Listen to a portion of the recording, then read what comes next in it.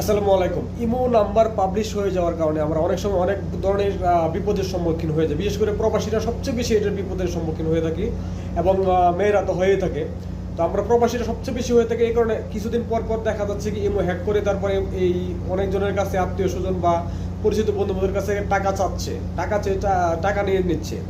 তো এরকম এই হ্যাক থেকে বাঁচতে হলে আমি আপনাদেরকে একটা সুন্দর পরামর্শ দেবো। আপনারা যদি আমার ভিডিওটা ফলো করেন তাহলে অবশ্যই আপনারা এই ইমো হ্যাক থেকে বাঁচতে পারবেন এবং আপনারা কখনোই আর ইমো হ্যাক করে কেউ আপনার সাথে প্রতারণা করতে পারবে না এবং আপনার বন্ধুর কাছ থেকে বা কারোর কাছ থেকে টাকা পয়সা নিতে পারবে না এবং কোনো প্রকার হ্যারাসমেন্টের শিকার হবেন না। তাই যদি আমার ভিডিওটা ভালো লাগে তাহলে লাইক কমেন্ট শেয়ার করে পাশে থাকুন এবং বন্ধুদেরকে জানিয়ে দেন। অবশ্যই আপনার না হয় কারো কাজে লাগবে ইনশাল্লাহ।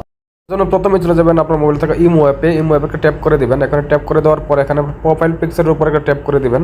ওখানে ট্যাপ করার পর এখানে লেখা সিকিউরিটি অ্যান্ড প্রাইভেসি, এখানে একটা ট্যাপ করে দিবেন। এখানে ট্যাপ করার পর একটু স্ক্রল করে নিচের দিকে আসবেন। নিচের দিকে আসার পর দেখেন এখানে লেখা আছে প্রোফাইল প্রাইভেসি, এখানে একটা ট্যাপ করে দিবেন। এখানে ট্যাপ করার পর দেখেন লেখা আছে who can see my imo ID, এখানে একটা ট্যাপ করে দিবেন। এখানে দেখেন সব এভরিওয়ান করা আছে, আপনি এখান থেকে নোবডিতে একটা ট্যাপ করে দিবেন। বাস এখন থেকে আপনার এই ইমো আইডির নাম্বার কেউ দেখতে পারবে না, শুধু আপনি ছাড়া। That's it.